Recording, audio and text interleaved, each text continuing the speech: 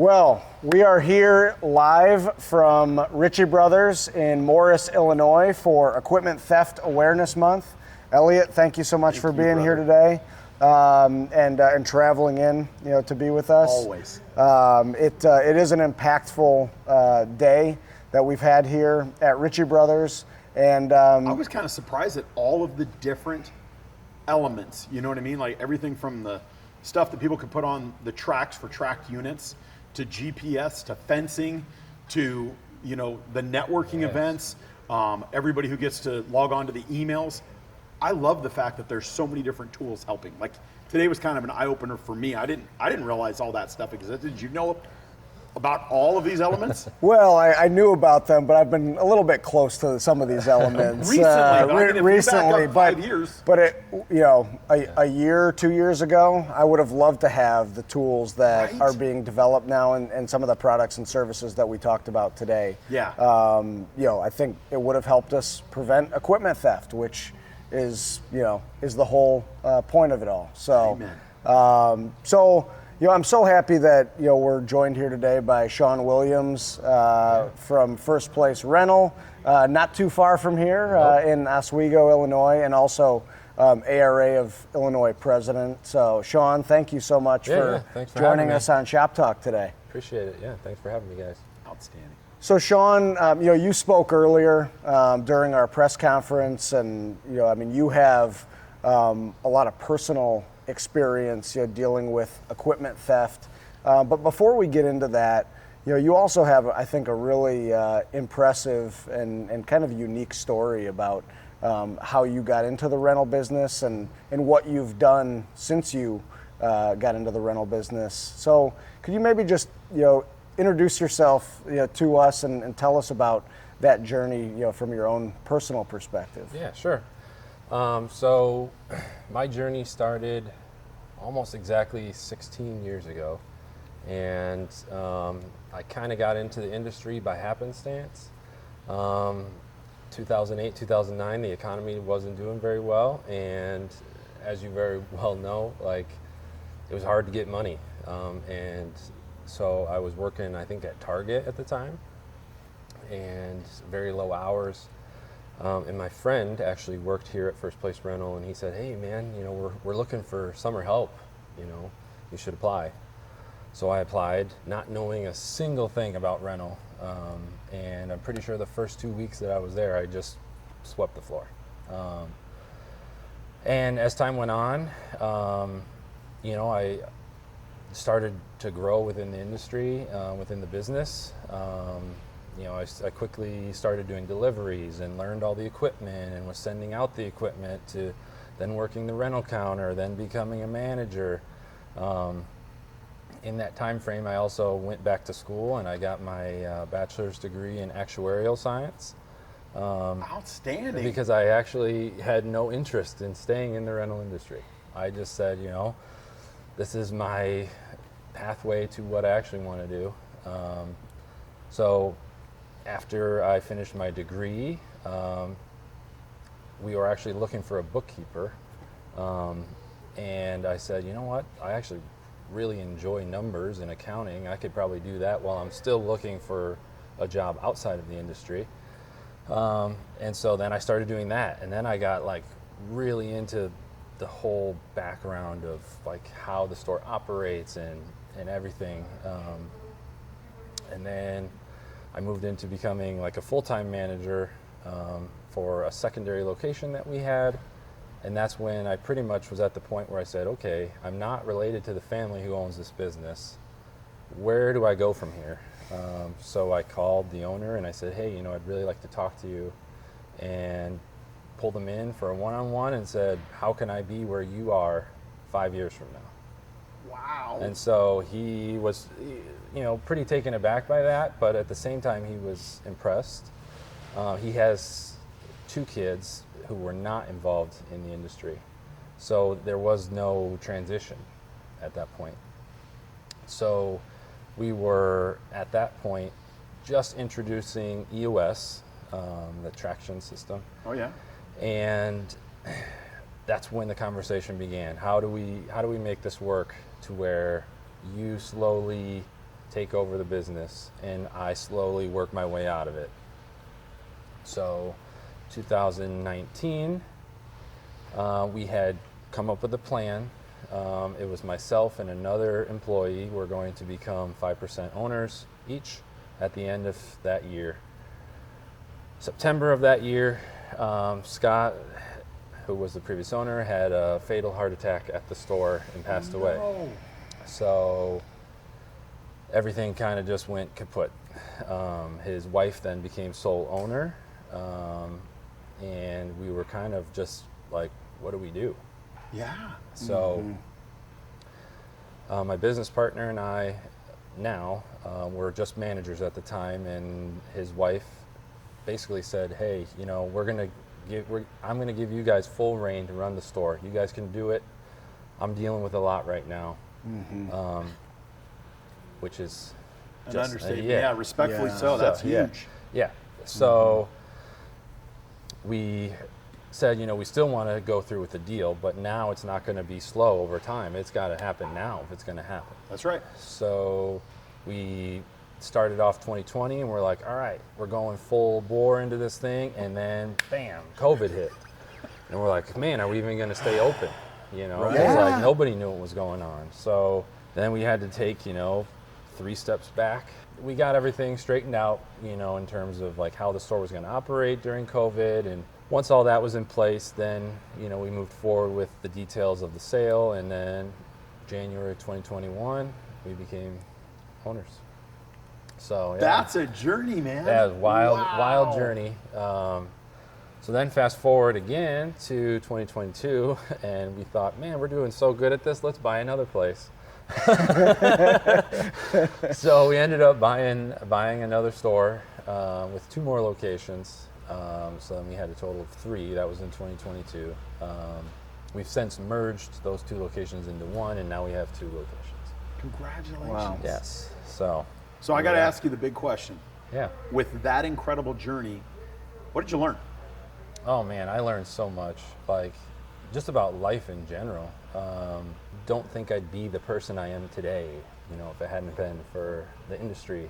Like just being a part of such a big family, you know, not just at the store, but you know, people here. Like it's been a wild ride, for sure. Would you have done anything different? I can't say that I would, honestly. It's made me who I am. You still love it? Oh yeah, I wouldn't give anything in the world for it. So That's right. Wow. yeah. That is, I mean, the word that I think of is resilient.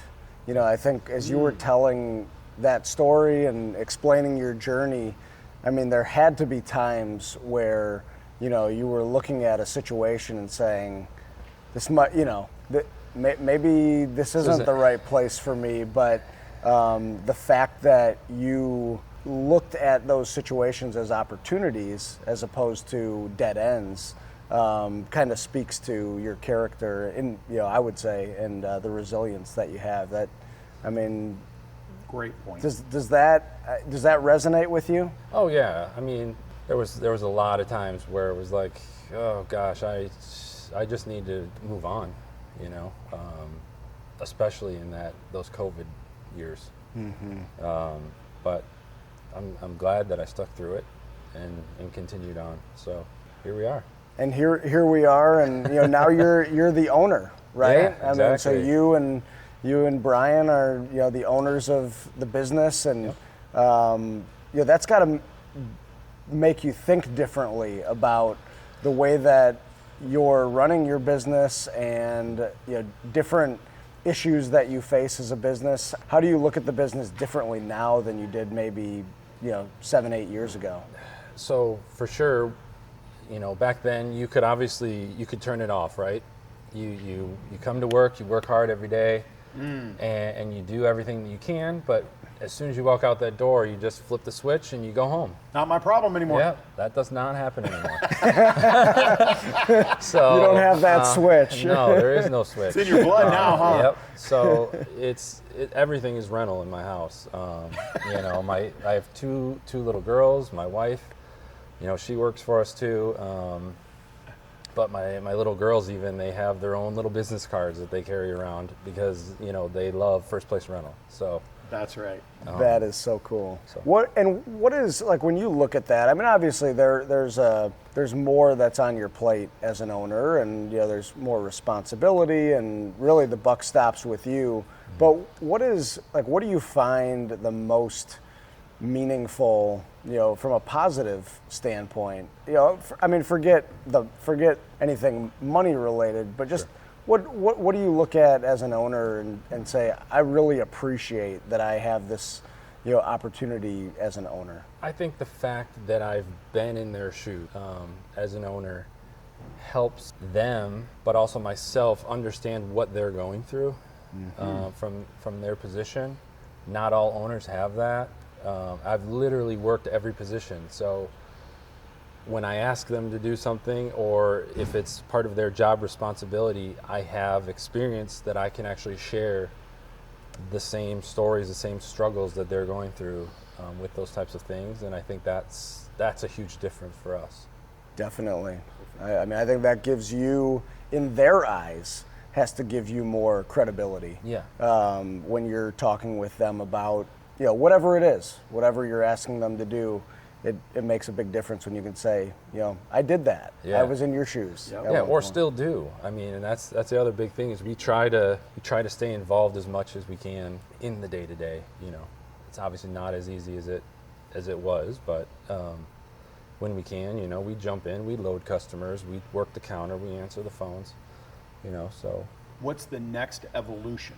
What's the next step for First Place? I'd say really just expand our current network that we already we already have a pretty big network where we're at, but the acquisition that we made in 2022 is still new to me and our partner. They've been around for a long time, but that network has so much potential just with the area that it's in.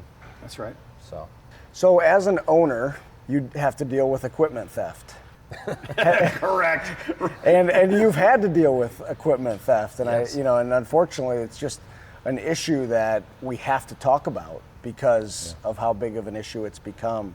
So, how has equipment theft impacted you and First Place Rental? Oh yeah, right out of the gate, I think it was February, March of 2021, we had 2 conversions. And we had just become owners, and it was like, well, I guess it starts pretty early. That didn't take long. Didn't take long. And so, it's obviously a lot different from the owner side. That's your stuff. It's your money that you see going out the door, and you want to do everything that you can to get it back. Not that you wouldn't as a normal employee, but I think that it's still, it hits home a little bit more. Yeah, they're your assets. Yeah. Right. And what are you doing, or what are you changing, or what did you see today that you said, you know what, I need to look at or reevaluate my business and what I'm going to implement? Yeah, so a lot of the stuff, especially in the first class, that was put out for the ERG, the red flags, over the years, those are a lot of the things that we have implemented ourselves, just in general, in terms of how we rent things to new customers or unknown customers, right? One of our big first things that we had made the change on was rented vehicles. If somebody comes in a rented vehicle and we don't know you, sorry, you are trying to steal our stuff. Having the valid driver's license, and first time deliveries. If you call up and have never rented from us before and you want to have something delivered, you have to step foot in our store. We will not deliver the piece without you showing your face, giving your ID, and paying for it, in person. Because a lot of times that's where all that, fake credit cards and stolen credit cards, they give you an ID on the job site, you're taking a picture of it. It's not the same as having it in person. You can't compare it to, the person picking it up. So those are some of the things, that we've put in place. Prior to COVID, we had quite a bit of break-in theft. There was a time where, so we made a lot of changes in terms of that too. We now chain all of our equipment internally to our shelves Oh, wow. every night. You know, we block doors with generators, so if they do happen to get in, they can't get into certain rooms, they'll just smash off the door because there's a generator behind it. You know, we've blockaded all the windows, we chain the doors. I mean, wow. We put big machines behind our garage doors, forklifts, so if they do try to smash and grab, they're going to destroy that car. They're not going to like running into that door. Mm-hmm. Wow. So, just because we've known that it's happened. It's an every night procedure now. Wow. So what you're seeing in training courses, you look at and you say, this is exactly what we're being faced with. Yeah. This is what thieves or fraudulent renters, this is exactly what they're doing, and we have to be prepared for. Yeah, exactly. Yeah, and all of our counter staff has, they were excited to take these classes. So it helps them, it gives them a leg to stand on, when it comes to seeing, who these people are and what things to look out for. Right. Because even though you've had that experience, depending on how long they've exactly worked in the industry or worked in that position, maybe they haven't had that Yep. experience. Yes. So anybody who is working with customers could benefit from that. Yeah, and we have we actually have like a secret code word. If our counter staff have a suspicion, something may be awry, and they don't necessarily want to terminate the sale, but they want to get more information, they'll call out the equipment to the yard, say, customers here for such and such piece of equipment, and could you grab the hammer out of the cage? And the customer has no clue what that means, but that tells our yard guys, hey, get on it. That's right. They've got to get all the information off the vehicle, Smart. They've got to get all the license plates, whatever they can get extra that you don't normally get on every rental. Wow. What do you wish, and that's a great story, what do you wish if somebody else was getting in it and they went down the journey that you did, but they're not as far as you are? What do you wish that they knew to prevent theft? What were some of your biggest takeaways where you're like, man, if we would have done that? For sure, number one is just trust your gut. Like so many times when, especially early on in your journey, and you want to make the sale and you're like, oh, this would be a great deal, and because you're like, I could make this big deal, and my boss is going to be so proud of me. But if it doesn't seem right, just don't do it, That's kind of big. But otherwise, I'd say, keep in touch with, your peers and talk to your local police department, communicate with them. So we've been in communication with ours quite a bit over the years, and they actually patrol our store every night, just Perfect. like a 5-minute drive-through. It's not the same time every night, but throughout the night they'll drive into our parking lot and just check it out. Good for you. So I think that's huge. Yeah. I think that partnering with your local law enforcement plays a key role, Yeah. right? Because you take every precaution, right? Yeah. And you do everything by the book, it's still going to happen. Mm-hmm. And you mentioned something about just communication and learning from others, working with others. Obviously, you have done a great job of getting involved in the industry, serving now as the president of ARA of Illinois. Why is it so important that we lean on each other as an industry and leverage the strength of the network that we have? Strength in numbers, obviously. I mean, for sure, you may be able to stop one or two, but like especially with the text alerts, utilizing that. If everybody is utilizing it, there's so many instances I've already seen with the email chain that we have where the same person who hit us hit 4 or 5 other people. And it's like if we had just had this already, 6 months ago, this guy wouldn't have hit anybody else. That's right. So you have to use it. So I'm really hoping that everybody does, and because that's what the key driving force will be, is just actually using it. We know it's there, so let's utilize it. Yeah, thank you for that. Thank you for being an amazing leader, an amazing member. Thank you for all you've done for the industry. Here's the biggest one. Thank you for not quitting and following your degree. Yeah. because the industry would have been down one great person. So thanks for all you do, and thanks for all the people you employ. Yeah. Appreciate it. You make a difference. Yeah. Well, Sean, thank you so much for taking the time, to share your story with us, to talk about your experience.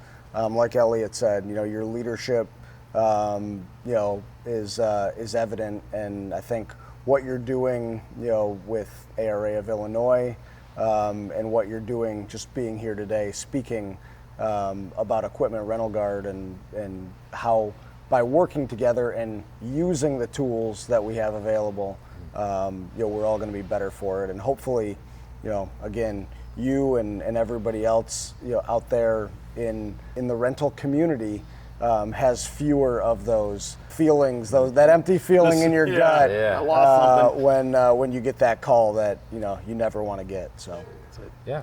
Appreciate it. Thank you Thanks so for much, having man. me. Yeah. Really appreciate it, brother. Yeah. Thank you. Thank you. thanks, Sean. Yep.